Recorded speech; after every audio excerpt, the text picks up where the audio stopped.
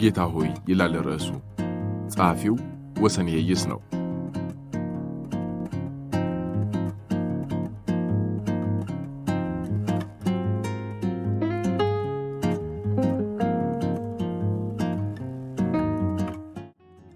ከዚህ ከምድር ላይ ሽቅብ የሚታየው ሰማይ ሁሉ ከአድማስ እስከ አድማስ ከጠፈር እስከ ጠፈር ኩታ ገጠም ሁሉ ግንባርህ የሆነ አምላክ ሆይ በአንድ በፀሐይ ወይም በጨረቃ አሊያም በፈረቃ ዓይንህ የምታይ አምላክ ሆይ በሰው አካል በሰው አምሳል ሌላው ዓይንህ የታል? ወይስ ሌላው ዓይንህ ሌላ ያያል? አንተ ምን ይገድሃል? ወደ ሰማይ ሰማያት እንዲያደርገህ ቢሆንስ ምኑ ይታወቃል? እንደው ለነገሩ አብዬ የአእምሮን አቅም ሰጥቶ የሰውን ልጅ የሚያለያይ ዘረኛ ብሂልን ምን መቋጫ ለግሰህለታል? አዎ አንተማ ሰው በሐሳቡ ምንም እንዳይገደው ፈቃድህን መርቀህ ወይም ረግመህ ትተህለታል። ምድራዊ ቁሳዊ ሕይወቱን መደለያ ኑሮ መጽውተኸዋል። ክብርና ምስጋና ይግባህ።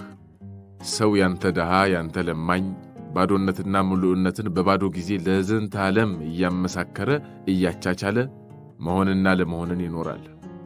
አቦ ይቅናው ያስችለው። አሜን። እንተ አማኝ አልነበርክም ይባላል። በዚህችው ዓለም የድሮ ምድር ላይ የድሮ ሰዎችን ሰብከህ እንደነበርም ይነገራል። ምስጋና ይግባህ፣ ገለታ ይድረስህና ዛሬ አሳማኙ ሞልቷል፣ ሰባኪው ሞልቷል። በስም የሰበከ ሁሉም ተከታይ አያጣም፣ ቆሙን አያድርም። ገዳም ንጉሥ ነህ በል። ግን ዛሬ አማኝ መኖሩን እንጃ እንደ በፊቱ ለማሳመን እንጂ ለማመን የሚንበረከክ መኖሩንም እጠራጠራለሁ። ታምር ገላጩ በዛና የእምነት አንድነት ታጣ። ከስምህ እስከ ሥርዓትህ ልዩነቶች በዙ ነው ወይስ ድሮውንም ብዙ ነበራችሁ ይሆን? እና የኛ የትኛው ነህ? የመቅደሱ ነህ የመስጊዱ? ወይስ አንድም የትየለሌም ናችሁ? እና ሰባኪም ተሰባኪም ሁሉም ከንቱ ይሆኑ? ከያንዳንዱ እንደየእምነቱ እንደየጽናቱ እንደየጸሎቱ ይሆን? የዘመናችን ምልዕተ ጉድለቱ ደማቅ ብልጭልጭና ዥንጉርጉር ልብሶች የለበሱና ውድ ዋጋ ያላቸው ምልክቶች የሚጠቀሙ በልዩነታቸው ግርማ ሞገስ የሚያስፈሩ ጌጣጌጦች የሚሸለሙ ሁሉ ያንተ መልእክተኞች ናቸው። ነጭ በነጭ ለብሰው አልባብ እየሸተቱ ጫት ቀበው በስምህ ዕውቀታቸውን የሚያሰሙ የድሮ ቋንቋና መጻሕፍትን የሚያወድሱ እውን ያንተ ነቢያት ናቸው? እውን አንተ ያለ ቀሳውስት ያለ ሼሆች የለህም? እውን ኢየሩሳሌምን ያልሳመ መዲናን ያልጎበኘ እንደዚህ ብለህ ተናግረሃል? አረ ግብዝኔ ለነገሩ ጠያቂህን ይቅር በለው፣ ቢጨንቀኝ ነው። አውሊያስ ምንድነው? ፈጣሪ ሆይ ስሪቱ ካንተ ነው ከሌላ? ሰይጣን ካንተ የተሰወረ ነው? አንተን አምነን በራሳችን እንመካ ዘንድ ባላጋራህን ያዝልና እርኩሳን መናፍስትን ከልጆችህ መኖሪያ ውጭ አድርጋቸውና አቦ አስደስተን የዕድሜ ገደብም ከእህል ከውሃም ከጤናም ቁጥጥር አንጻለን። ሲሳያችንንም አታበላልጥብን፣ አታቀናናን፣ አዎ አታጋለን። ሰላም አርገና አቦ ሰላም አርገና። እንዲያው አንድ ነገር ደሞ አለ። ያንተ ነው እያሉ የሚሸጡ ስዕል ጉዳይ፣ የጠጉርህ ማማር፣ የወዘናህ ማማር። እረ እንደው በጣሙን ሸጋነህ። ያንተ ማማር ለኛ ክብራችን ይሁንልና። ይሄኔ እኮ ሰይጣን ጠጉሩ የማያምር ነጣት የሌለው ወዘናም የሌለው ይሆናል። የታባቱ ድሮንስ ፈረንጅነቱን ከየታባቱ ያመጣዋል። ግን ደግሞ ጸጉርህም መልክህም ከጥቁር ዘር አምሳያ የለው። እኛ ጥቁሮች ንጣትን እንደማንፈልግ አውቀህ ይሄንን ያደረግከው ይሆን? ወይም እነዚህ ነጮች ጥቁረትን እንደማይፈልጉ አውቀህ ያረከው ይሆን? ወይ ደግሞ ዲያብሎስ ሲባረር ወደ ዛሬው የጥቁሮች አኩር ዘልቆ ከሰይጣን ተራብቶ ይሆን? አረ እንዲህ ሳይሆን አደራ። እንደው ችጋራችን ቢበዛ ነው ይሄንን እንዳስብ ያደረገኝ። እንዲህ ከሆነማ ዘርአ ጥቁር ወደ አንተ ውዴታ ለመድረስ መቻሉንም እንጃለት። ያንተ ረቂቅነት ግን አይመረመርም። ጥቁሮችን ፈልጎ አግኝቶ ስላንተ ሰብኮ በስምህ ቀኝ ግዛትን ያስፋፋው ዘርአ ነጭ መንግሥተ ሰማያትን ለመውረሱ ምን ጥርጥር ያሸዋል? በምድርም በሰማይም የምታሽር ታላቅ ንጉሥነትህን ከነሱ የበለጠ ያስተምር ዘንድ ማን ይቻለዋል?